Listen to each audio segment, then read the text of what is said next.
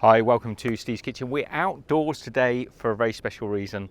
Some of you will have met Miriam and Peter Lancewood when we were travelling in the last video. Miriam is down in Melbourne. She went to a School of Life event where she was promoting her book, Woman in the Wilderness. By the way, it's a fantastic read, and I'll leave the details down. But for the time being, I'd like to introduce you to Miriam and have a little talk about her life living in the wilderness in New Zealand. So we've come outside. We're actually in the centre of Melbourne today, but I wanted to get a sort of feeling because Miriam's going to tell you a little bit about what her life has been living in the wilderness in New Zealand. So we've been living in the wilderness in New Zealand for 8 years, and then we've been travelling around Europe and Australia, where we were so lucky to meet you. I mean, it was really fascinating because we were out in the bush in the middle of nowhere, and suddenly this couple came out of the sort of wilderness towards us, and then we knew nothing about you, you knew nothing about us, but it was really fascinating to suddenly find this couple who were living like we were in a sort of campsite. It was a wilderness campsite, but these guys were way out in the bush. I mean, they were nowhere near, and they came to join us for dinner. We had great curry. Peter made the curry. Yeah, and camp oven bread. Yeah, it was good fun. Yeah. So you were living in New Zealand, in the wilderness? Yes, for 8 years in New Zealand, and after that travelled in Europe and Australia. So you're a little bit crazy, or what made you decide to do that? Yeah, a little bit crazy, or general society's a little bit crazy, don't know which way. So you're escaping from society and going out and testing your skills? Yeah, we just like to live out in that beauty of the wilderness rather than escaping people. Yeah, I quite like people. Yeah, yeah. Some of them are quite nice, right? Yeah. One or two? Yeah. I'm quite social. I like... I think you are social. It must have been quite difficult sometimes not to have people around to talk to if you're 7 years? Yeah. 8 years? Well, we've got Peter. Yeah. Peter's great fun. Do you find you talk less, or there's a long periods of quite quiet contentment, or did you? I'm sort of busy with cooking as well on the fire. I go hunting, but if we're sitting around together, unless we're reading, we're often talking. Yeah.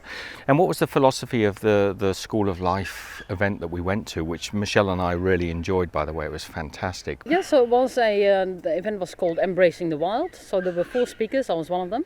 Everyone had their own idea about how to embrace the life. There was one artist woman, Patricia Piccinini, and she was looking at animals and humans, and it's not that much difference actually. Yeah, when you live in nature, unlike living at home, the canopies are your and protection. the whole idea is that nature now is our home. Yes. So we're camping underneath the trees, and their branches is like the roof. Yeah. And the moss is our carpet. Yeah. And the river and the lakes is, our bath, drinking water and all that. We wash in there. Yeah. And there's always, like now, a little breeze. And so everything around us is living or dying. Because everything is part of this big circle of life, including us. So that's great, because we want to be part of nature rather than just being an observer. In simple terms, when you discuss, being part of nature, it's never as simple. I mean, it's simple, but it's more complicated. I mean, just trying to survive in nature is not necessarily as easy as we might think. I mean, because we're so used to now living with supermarkets and easy to access sources of protein and vegetables. That's right, but the main thing actually is our mind, because if you go into, most people go on holiday, they think about all these stuff at work and all the, the family and friends, but see, we left all that behind. Right. So if you want to be really living in nature, you almost have to leave society behind completely for the time being. So did you find though that it took time for your brain to The first weeks I was thinking, because I just left my job, and I was thinking, they're not doing this. It's probably 10 o'clock. They're not having their morning tea. That went on for some weeks. Yeah. And then I think about emails and what people said. But, you can only think about those things for so long. After 2 months or so, it's time to calm down. So do you find then your brain almost gets to a meditative state where you're much slower. Calmer? Yeah, definitely. Because I find my brain races a lot. It's really never still. Mine too. Yeah. When I'm in the city, it goes very quickly, very fast. Yeah. And so it needs sort of 2 weeks to calm down. And then you find you're at a sort of calm plateau, or does it last for a long time? You don't really notice it yourself. No. It's only when you go back to the city you feel like hyped up again. Yeah. But the nature is very calm rhythm. You need to slow down to appreciate it. Yeah. You were brought up a vegetarian, so you didn't eat meat as a child. So you also had some of the ethics of being a vegetarian, Yeah. and you had to break with that to survive. I presume there wasn't enough food in the wild. No, we want to survive in the wilderness, and I quickly realized that we had to eat meat. And I thought, well, I'd really like to learn how to shoot with a bow and arrow. And obviously, then we're going to eat meat. But, you know, that was completely part of it all. Do you remember what the first meat that you ate? Yeah, there was a possum. We caught it in the trap. That was in our first winter. Okay. And that wasn't an easy kill at all. And it was quite traumatic because it didn't go well at all. I completely mucked it all up. Yeah. Didn't So finish the job. Peter finished the job? Yeah. So your first taste of meat really in the wild was possum, which a lot of people around the world, or a lot of people where possums are familiar, would think of almost rats of the... Yeah, they're classified as rats, and of course they compare it with the chicken from the supermarket. But see, I had nothing to compare with. Yeah. So I thought, okay, this is what meat is. It tastes all right. Yeah. Yeah, it tastes all right. It's a good source of protein, it's a good source of fats. Yeah, so I quite appreciate that wild meat, that wild game. On the cover of your book, you're wearing a coat that is made from possum skins or possum fur. Yeah. What triggered you to think, right, we need to be socially responsible and use the whole animal? Oh, well, when I killed that first possum, I thought, well, it's beautiful fur. I really like to use this, you know, it comes naturally. I didn't want to throw it away. Yeah. And so straight from the beginning. Had you researched how to cure a skin, or did you have Actually to learn? learned that over the years. Yeah. So the first time you weren't fully aware? No, the first time it went to waste. Yes. But the year later I learned how to treat all those skins, cure the skins. Yeah. It's a simple process, but it's a process. Yeah, you you gotta can't learn, just gotta take make the someone skin do off it. and leave it to rot. Yeah. Yeah. So if you were eating possum initially as your main source of meat, when did you first introduce larger animals because you started to actually hunt for goat? Yeah, indeed. So I went with my bow and arrow. Goat is a bigger target, so it's much easier than a little rabbit. Yeah. Yeah, so I was starting, so after 6 months or so, I went on to goats. But Yeah. it took a while before I learned how to do all this. Right. And that's complicated as well. I mean, it's not easy just to go out and kill a goat. I mean... No, indeed. And also, you know, when you kill a goat, imagine we've got a goat right here, and I have to find a branch to put it on. If you just look at this tree, not really good branches. You know, those sort of little things. Why though? Why do you want to put it on a branch? Oh, so we got the goat, and I want to get the guts out because Right. it's very heavy. Okay. So I cut it, and then take the guts out. But for that, it's much easier if it hangs up. Right. So I put it upside down with the Achilles. I put it through a rope and put it into a tree on a branch. Yeah. Yeah, and then I can take everything out. But sometimes I have to walk with this heavy goat, with the guts and everything in it, to a good suitable branch. And this is flat, but imagine if it's all steep country like this. Yeah. You have to crawl up there and falling down, you know, it can be disastrous. Do you remember the first goat? Yes. This is the horn of my first goat. Okay. It was a little goat, and the parents stood right behind it. And it was very, very dramatic because I shot the little goat, and for some reason the parents thought, okay, she's got what she wants, so they didn't run away. But they didn't want to leave their child. So they were like, and then the father went away and says, okay, come on, he's dead, leave her to it. But for my feeling, that whole scene lasted like 10 minutes. Yeah. And I said, really very touching, you know, even myself, I cried myself. You know, I was so... well, because you sort of make it into a human scene, which is not. I mean, a lot of people may feel that's a cruel act, but you have to understand, I think, that Miriam and Peter were very much living in the wild. It wasn't as if they could just go to the supermarket 20 minutes away and buy meat. You're way out in the many days from the nearest town. Sometimes 4 days walk to get to the nearest road, and then you might hitchhike and might see a car, you might not. to the nearest town. So getting meat was a survival matter. Yeah, I'm hoping the audience we have will understand. But feel free to make your comments, and if you feel against this, if you may be vegetarian or you're vegan or you eat meat, then you have to understand where food comes from. We've always noticed now that a lot of youngsters today, they don't even understand where the meat comes from that's in the supermarket. They're not familiar with the cuts of meat. So you have like a pork chop, but nobody knows that it comes from the loin of the animal. It's just a piece of meat. So I think if you eat meat, it's well worth killing one animal to at least once to see how it goes or see it happening. One animal is alive and then it died, and then you eat the meat. That is the reality of it. So how did the two of you cope with what we take for granted, the simple things like keeping clean, just washing, brushing your teeth, the normal ablutions that we have in the morning when we get up? I mean, did you take a lot of supplies with you, or did you tend to use things in the wild? Like supplies like soap? Like soap and... Yeah, we took soap with us. And we just wash in the river. But of course, you're not going to wash when you're already feeling cold and when it sort of starts to rain. So you look at the weather, and when it's sunny, then you have a quick wash. Yeah. So everything is dependent on the weather. And you don't have to wash as often as you would if you were in No, we haven't got that fierce sweat that is most stinky in people living in cities and stressful jobs. But we're smelling all the time of smoke. Everything smells of smoke. I don't really like the smell, I must say, but we can't do anything about it. Everything, tent, sleeping bags, the whole lot. But sometimes when I hitchhike, sometimes we need supplies, I hitchhike, and then all the windows are closed, and then I suddenly smell the smoke, and they're, sorry, but we can cook on a fire, and you can open the window if you like. And do they? Yeah, so no, some of them say, no, we don't mind the smell. Yeah.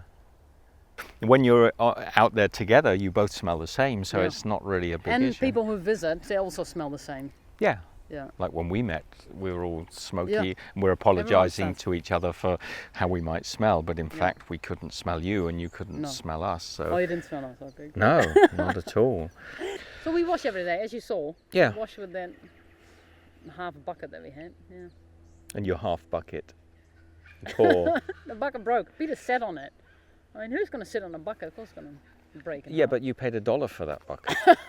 I told you out there. No, a $1 bucket is not strong enough. Oh, we've got a better one now. Yeah, $2 bucket, a $4 bucket. For Halls Creek. Yeah. Which they bought in Halls Creek. Halls Creek is famous for Wolf Creek. Actually, it's very near Wolf Creek, which is the film, the famous film, where where they murdered people for their buckets. The man is still out there with his bow and arrow. Yeah, he's apparently if he sees anyone with a $4 bucket, he's like in like Flynn. Yes. I'm sure the ladies out there will also be interested about sort of hygiene. So is there any other stories you can share? So right in the beginning, I suffered from dandruff. It was quite itchy, and Peter said, you're scratching. I hear you scratching in the night. And I said, oh yeah, what should I do about it? Because we didn't have any Head and Shoulders, shampoo and all that sort of stuff with us. Peter said, what you can do, he had heard or read some story about Inuits or Eskimos using morning urine to treat their dandruff. So I tried the same. So I wet my hair first with water, and then I peed in a tin, put that over my hair, like this, not like that the rest would be soaked too. So just like carefully like this. Then let it soak in for half an hour, and that was very smelly. And then wash it out with normal soap. We don't have shampoo, just a bar of soap. Yeah. And it really helped very, very well. Yeah, it's amazing. Some of the old, because people used to use a lot of vinegar and things, which is an acid, similar to... Oh, yeah? Yeah, because... So vinegar would help for dandruff? Very much. Not that we have vinegar. Apple cider vinegar is a really good dandruff. Ah. And that's why you often see apples and things on the side of shampoo bottles, because they originated from the original sources, which were lemons and apples. It was, and that's why they're always citrusy things when you buy shampoo. This is not for filming, but when we were researching that in ourselves in France, we found out that originally a lot of the old shampoos, when they first started, had a lot of citrus and vinegar, apples, vinegars and things. So, and that was good, and that's so historically that's where it all came from. I don't think they used morning urine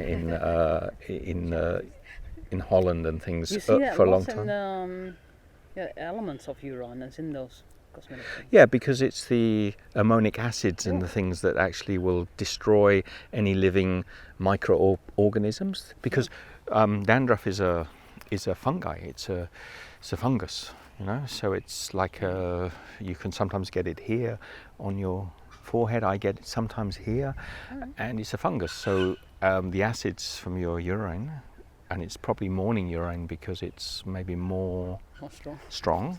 Yeah, and it will kill the thing. So you could have used vinegar. Yeah, of course he didn't. But it's not as fun. Little woolly wagtail.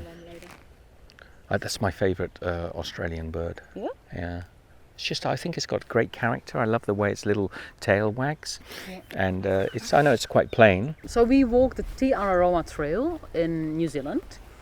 And after that, we thought this is fantastic activity. Where else can we walk, you know, long walking?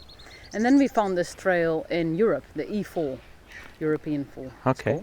And so we started in East France and we walked all the way to Austria, through Switzerland and Germany. Beautiful. We walked 1,000 kilometers there.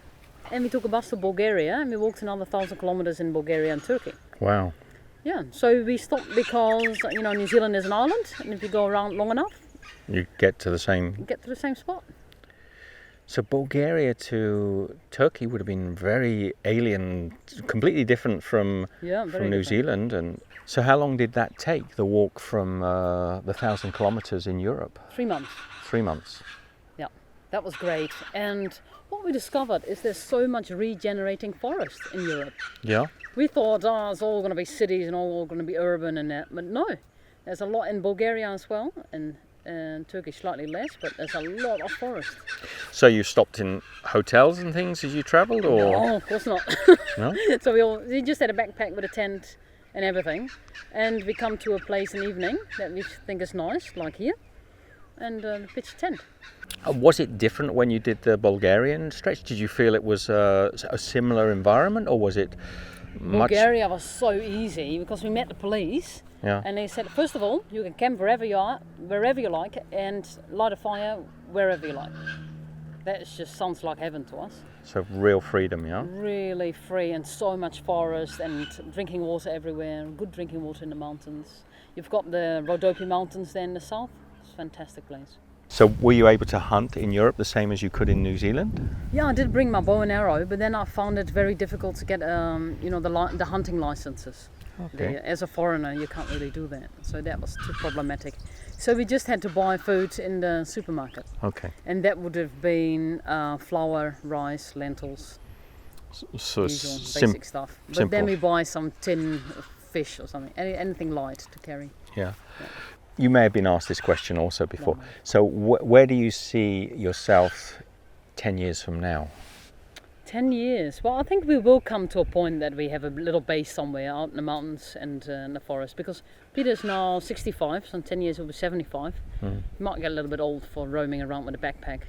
So we will buy a little cottage and use that as a base, and hopefully I will be in the mountains and come back every now and then. And Yeah, it'd be nice to see you actually be able to teach other people a little bit of what you've learned, because yes, I had a lot of requests like that, and people like to learn and spend some weeks with me in the mountains, learn how to hunt.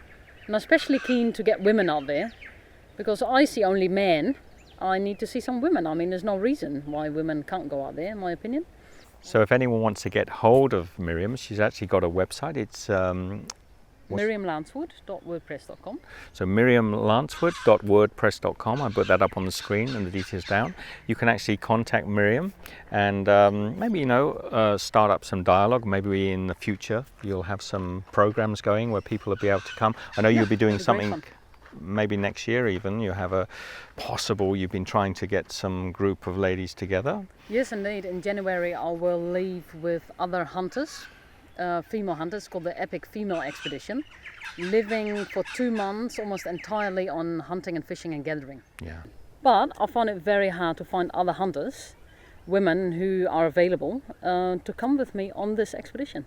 So if you have the opportunity or you're interested in that sort of adventure with Miriam, you should really think about getting in contact with her, because I think it could be a life-changing experience for a lot of Most people. definitely. Yeah, most definitely. No, it will be at least good fun. It would be. It should be fun. Everything in life should be fun, right? Yeah. It's not It will really. be an amazing experience. Yeah. So, it will be so different.